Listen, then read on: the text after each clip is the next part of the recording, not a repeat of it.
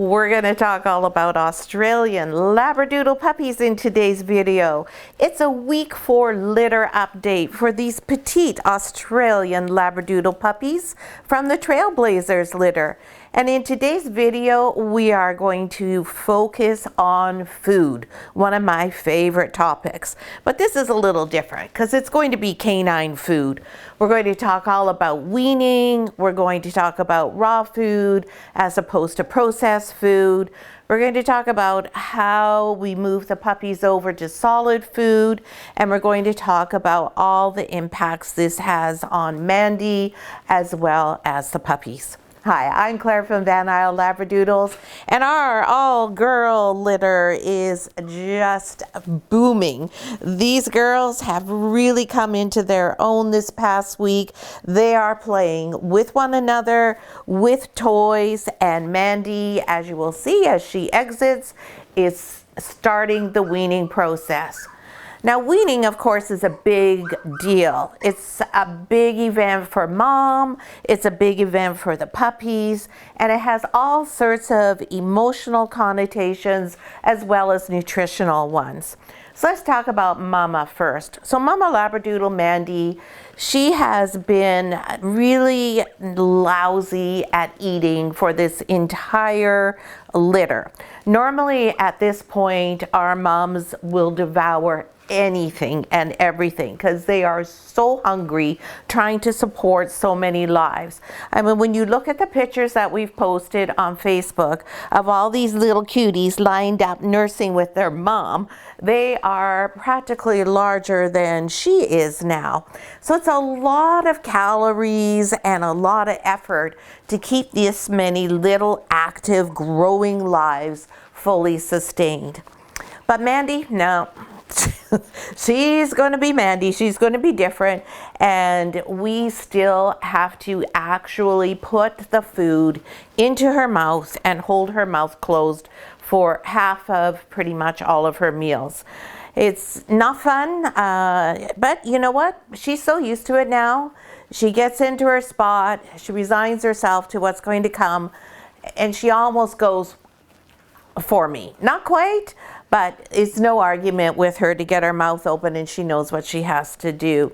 So with this weaning process, she is now going to be happy because she will be eating less. Now our goal is to dry up her milk supply over the next 2 weeks because she'll be going home when these little guys reach 6 weeks of age. So for her, it's not the trauma and loss that humans tend to feel when they wean their children. For her, it's liberation. Dogs are wonderful, they connect with us, but they don't have quite the same connection with their puppies that we have with their children. Mandy's counting down the days to freedom and to when she gets to go back home, as opposed to feeling very morose and despondent over the fact that her kids are growing up and she will soon leave them behind. So it's quite a different emotional response. Nonetheless, it still is a process, and it's really important that you get it right. The one thing that really disturbs me is when breeders say, oh yes, my puppies are weaned when they're 5 weeks old. Well, how can you possibly do or say that? Excuse me. Of course, you can force that to happen, but for me, that's crazy and does not result in a puppy who's calm, comfortable, and relaxed with their approach to life. I want my moms to tell me. Now, there's a caveat to that. If my mom is one of the types who doesn't want to ever leave nursing their babies like Ripple was, I'll tell them, no, sorry, your puppy's 7 weeks old, they're going home next week. It's time that they learn how to eat completely independently. And that's because when the puppies go home with you, you aren't going to have Mandy available. So it's really important that they learn how to eat completely on their own. Now, if you're wondering what it is that Mandy's doing right here, she's playing with her baby. She's actually chewing on her collar, And she's just teaching her all about mouthing and what is and isn't appropriate. So when she nuzzles up to the babies like that with her teeth and puts them on there, she's showing them, okay, hey, this is what it feels like when I'm putting my teeth on you and when it gets to be too much. Now the puppies have just nursed. She doesn't really want to feed them anymore, so I'm actually going to get her to go out, and I'm going to get Reynolds to close the door so she doesn't come in again. She's only coming in because I'm here. Mandy, go with Daddy. Go with Daddy. Can you just call her Reynolds? There we go. She doesn't really want to feed them, and I don't want the puppies to be eating from her any more than is necessary. So as you can see, she's sort of conflicted. She wants to be in here and hang out with them, but she doesn't want them to nurse. And we don't want them to nurse either. But we also don't want to tell them, oh no, no mummy, until they're ready. Now they have to be ready emotionally and they have to be ready physically. Physically, they need to have teeth. And I can tell you, yeah, they all have teeth. I should have kept my shoes on because owie, owie, they're starting to hurt my toes now. So this is the time when we know that they're able to handle eating food. So we have started today to feed them. Mandy was showing me yesterday and this morning that she was constantly lying down for them. She was always nursing them, and she was starting to give us the signs of, hey, I'll go back in, but I really don't want to. And that's because they have those sharp piranha teeth. Imagine 6 little sets of teeth on your milk bar. Owie, owie, owie. No, thank you. So she was communicating that to us, and the puppies were showing us that, like, is there any more? Because I'm still kind of hungry. They've got nice full tummies still, but they were also being quite clear that they would be happy if there was more at the table. So this morning, Reynolds mixed up a pan of food for them, and he used some of the puppy raw food. It's little frozen cubes, so that it's easy for small little mouths, and goat milk. And we use goat milk because goat milk is closest to mama dog milk. It doesn't have the lactose in it. And then we also mixed in some pablum. And the reason for the pablum is to give it that sort of sticky consistency so that when they do put their tongues in there, it sticks onto the tongue. Because surprisingly, dogs don't know how to lap naturally. They know how to nurse and go, but they don't know how to go and get it up on their tongues. So they have to figure that out on their own. It's not something that mom teaches them, and I don't teach them either. So they have to be ready to be prepared to learn that, comfortable with doing that activity, and then we need to give them a type of food that is going to stick on their tongue and stick on one another so they can also lick it off of each other. So normally what happens the first time when we put the pan down is they look at it and go, oh yeah, or they walk through it, or they sit in it. And so then we put our fingers in and we offer it to them. They learn that there's something on the finger, and over a few tries, sometimes it takes a few days, we put our finger more and more into the pan, and they finally figure out, oh, there's food in there. Well, these guys, Reynolds put the pan down, and he no sooner had the pan down, and 4 of them, 2 of them were sound asleep. The 4 who were awake were right in there. They didn't step in it. They didn't sit in it. You'll see there's no sticky puppy here. They just knew how to go ahead and do it. So clearly they were ready to go. So they, and then normally the first week to 10 days, Reynolds, we don't have them finishing a whole pan.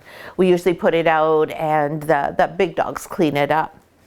There's nothing left of the pan that they had this morning. So now we'll actually have to make more for them. So these guys are clearly not like Mama Mandy. They're going to be good eaters, and we aren't going to have any problems. So yay for that, because the best thing in the world is to have an ALD with a good appetite who eats easily. So now you may be wondering, why do you give them raw food? Isn't it dangerous? How can a puppy eat raw food? How is it safe for you when you're handling it? How is it safe for them to be eating raw meat? Well, let's start with the first thing on how is it safe for the puppies, which is also going to lead into how is it good for the puppies. Well, the reason why it's safe for the puppies is because dogs are not like people. They can eat all manner of things that we can't. Dogs have a naturally very high acidic environment in their tummies. And that's what allows them to, if they were not being fed by us, hunt, take a small animal, a small mammal, a bird, a fish, rip it apart and consume it head to tail, including the bones and all of the organs and all of what's in their stomach. So by consuming the stomach, that's how they get some vegetable matter, some legumes, some greens, because most of their natural prey are grass eaters. And so when they eat the stomach contents, then they get those digested vegetative matters. Otherwise, they're just eating fat, organs, and meat, and some skin they would eat as well. So the reason why the bones don't bother them is partially because that stomach is so acid that it can break everything down, but it's also because raw bones are not brittle. They don't break, they don't splinter, and they don't provide any risk to a dog, provided that they are raw, because they're way, way softer than what a cooked bone is. So a dog can eat a whole bone, just swallow it whole, and there's no concern or issue. They're designed to do that. And then the bone will travel into the stomach, obviously, and it will be broken down there. So dogs cannot move their jaws like this. They can't go side to side. They can only go frontwards or backwards. So that means, and they have their pointy canines, we have canines too, and that's because their jaws are designed to rip and tear. They don't even really chew their food. They rip and tear chunks and hunks. They give it a little bit of a crunch sometimes, but more often than not, they just gulp it down. Like lots of times when we give our dog something special, let's say we've had steak or roast beef and we're like, oh, look at this lovely little bit I saved for you. We give it to them and and it's gone. And we're like, what? You didn't even enjoy it. So dogs don't get their enjoyment like we do from their taste buds on their tongue. They get the enjoyment more through their nose. Like we've talked about how important noses are to puppies, how they have their heat seekers in there, and dogs rely on their noses for most of the information they get in life, whereas we don't. Our noses are nothing compared to theirs. And if you look on a dog's nose, it's a little harder to see on a small puppy nose. Maybe Orange will cooperate here. But if you can see there's that little bit here where it's split, there's a little break there. Well, that's all done really intentionally so that odors waft around the nose. They go in and they're captured when they're breathing in and out. And then those go directly into their mouths so that they do go onto their actual taste buds. Hey, buddy, that's a little bit ouchy on my foot. Yeah, that's a good girl. Thanks. Come and cuddle instead. So for dogs, when they're eating, it's totally natural for them not to be chewing. Lots of times people think that if they have a dog that they're feeding processed food to, a kibble, that they're chewing it. Well, they're not. What they do is they close their jaws, and dogs have really powerful jaws, and the piece of kibble just shatters in their mouth. Now, one of the reasons why kibble is not as ideal for dogs as raw food is because kibble is highly processed and it's like eating cereal. And when dogs eat cereal all the time, it changes their entire microbiome. Their guts have to change to accommodate a cereal diet. And that means that their stomach is no longer acidic, but rather very alkaline. So this makes them more susceptible to a variety of illnesses. So, you take your dog out for a walk, they eat grass. If they are on the beach like my dogs and they find some otter poop, oh wow, this is a treasure. Let's eat the poop and let's roll in the otter poop so we really smell good. Mom just loves that when we do it. And then, oh, look over here, there's a dead salmon. Oh, yum. Oh, the head's still here. Terrific. Let's eat the head. And all of this can happen in the blink of an eye and long before you're able to run over and say, yeah, no, that's not okay. So when they eat all of that, when they're out for a walk, if they're a kibble-fed dog, that upsets their stomach. You usually end up with a dog who has diarrhea or might vomit and generally be unwell. If you have all of that with a raw-fed dog, chances are they're just going to carry on, other than they're going to stink to high heaven from the otter poo, because they're eating what they're supposed to be eating.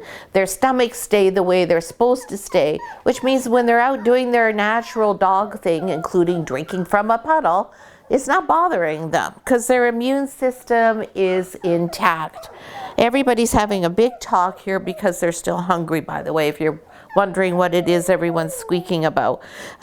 We obviously have to make them another pan of food, which we will do as soon as we finish with the video and get those tummies filled up. Now that they've had a taste of it, they want more. So now the other thing that we don't like about kibble so much is the value of the food is removed because it's cooked at such high heat for so long. Plus the bag that kibble is put in is full of chemicals in order to preserve the food, protect it from going rancid, and having a 2-year shelf life. So your dog's food is sitting right next to the bag that has all those chemicals in it. Yeah, not really what I want to do for my dog. So with the raw food, it comes either frozen or you can get it freeze-dried. Many people prefer the freeze-dried because it's super convenient. You don't need a freezer to store it. It's very easy to transport. You can take it camping. You can take it in a hotel room. All you need to do is add water, stir, and there you go. It's an excellent choice. And there are many excellent freeze-dried foods available. There's a great Canadian brand that's available, and then there's a couple of American ones. The American ones are fine, and there's nothing wrong with them. Most of them end up having a synthetic cocktail of vitamins and minerals in order to make them complete and balanced. And of course, because of the current trade situation with America, there are a lot of hits and misses in terms of shipping. There's tariffs, prices are all over the place, and plus the Canadian dollar is pretty weak compared to the American dollar, so that amps up the price. But it's there, and it's always good to have a variety of different brands available for your dog. Why? If one's so good, why do I need to have more than one type of brand? Couple of reasons. First of all, ALDs generally tend to be kind of picky, fussy, princessy type eaters. So you want to give them variety so they don't get bored. Second reason is every place has their own recipe and their own way of doing things. And the micronutrients in the food are so important. So if you just use one brand, you just have one recipe. So if they have 5 carrots in that recipe and 2 apples, but the other brand you use has spinach and green leafy lettuce, then you want to be switching those brands so that your dog is getting the lettuce as well as the carrots and the apples. So that's why I always get everybody on more than one type of food. We try very hard to only recommend Canadian brands, and we have a list that will go home with our puppies of foods that we do recommend. And on that list is everything that's available. We've checked them all, especially all the Canadian ones. And it's just like kibble. Raw food manufacturers want to sell their product. They'll put complete and balanced on anything, even if it's not. What you have to look for is the designation that says it's been through a food trial, it exceeds the minimum standards that AFCO sets, and that those minimum standards are suitable for all life stages and including large breed dogs. Then you know that there's been a proper food trial and that it at least meets the minimum AFCO standards. Is that the gold standard? Oh, heck no. But as long as we're there with that, you can feel like, okay, it is properly balanced and it is giving your dog everything they need. You don't need to add anything to it. Now there's some foods we use that you do have to add some things to. So BCR is Big Country Raw is a great Canadian brand, but several of their foods need an omega-3 added to it, and they make no bones about that. No pun intended. They tell you right up front on the package that you need to add an omega-3 to this food. And then we also recommend that you use a probiotic for the dogs to help keep their digestive and immune systems running smoothly. So I started feeding raw food in 1981 when I was raising and racing Siberian Huskies, and they needed a super high level of protein. They were athletes who needed to be fed appropriately, and I found out very fast that kibble wasn't meeting that bill. There was nobody around to help. There was nobody who really knew much about nutrition. So since 1981, I've been studying and continue to study and learn more and more about canine nutrition and how it works and what is the best thing for ALDs. Because what works for my ALDs is not something I necessarily would have given to my Siberian Huskies and vice versa. So enough about food. Let's talk about what the puppies are doing otherwise. So as you are getting a demonstration of, they are engaging actively with the toys now.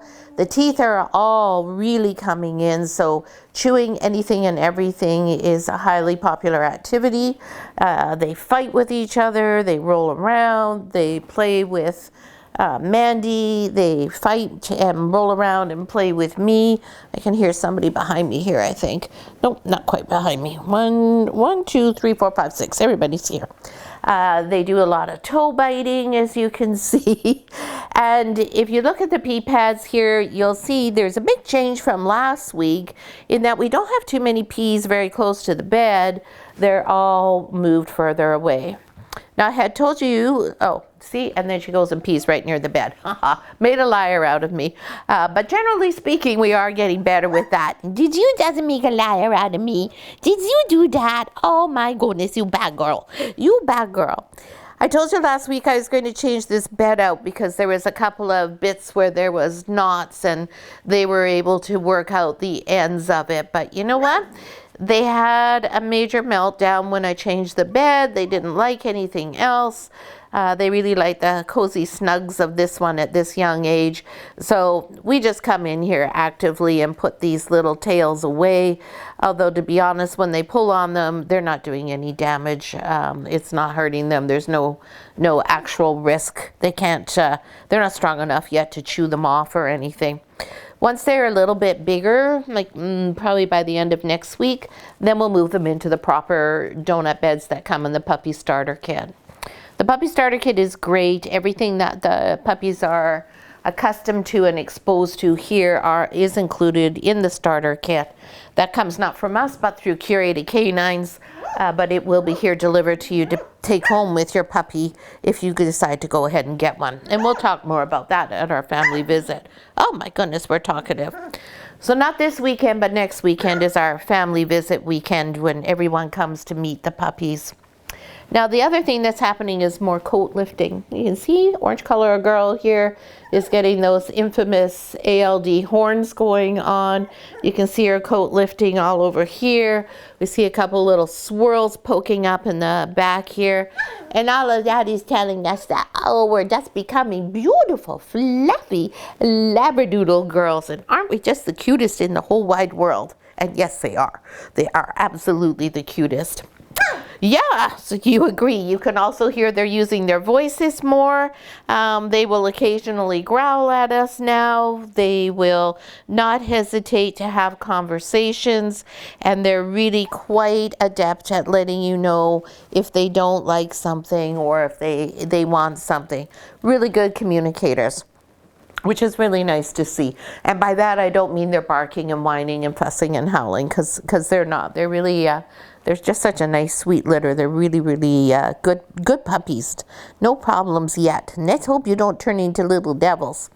At this point, we're halfway through their time with us, which makes me very sad. I'm going to really miss having these girls around. Having an all-girl litter has really been fun. I don't know what makes that so fun, but it sure does seem to be a lot of fun. I wanted to show you as well, we were talking before when I was saying about the way some of the coats were, that the puppies were going to be curlier. And if I just can get them all here together, oh my gosh, you are so fat. Holy macaroni. So it was Red that I was looking for. If we look at the back of Red, and we see those beautiful waves, and if we look on the top of her head right here, and we see these beautiful swirls, and they're all down here. This tells me that she's going to have more curls than somebody like her sister Purple over here, or Pink. Pink is a very straight coat. Looks like Purple's going to be fairly straight as well. Orange has got some waves going on here too.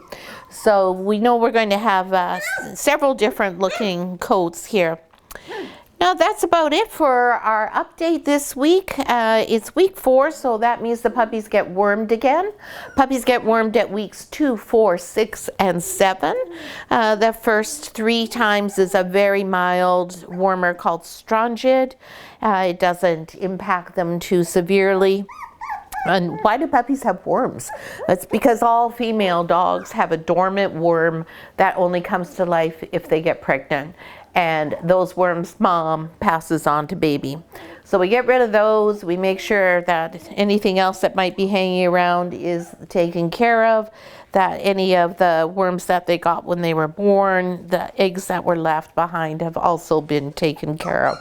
And then the last bit we do deals with any worms that they might possibly have picked up from being outside and going around and exploring.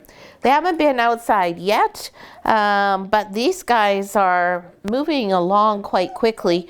Normally we would wait till after the family visit for them to go outside, but I think with these kiddos we'll probably be putting them outside this weekend and letting them do their first explorations around and seeing that there is a world outside of the doodle den. So we'll be sure to post some of those reels up on the Facebook page, on our private community page. So I hope you enjoyed today's video. Don't forget to comment, and please forgive me if I don't get back to you immediately, because I don't always know that you have commented. And don't forget to hit the subscribe and the like button if you have a moment. And if you have any questions, post them on there too. I'm always happy to answer. And thanks so much for watching today. See you next week.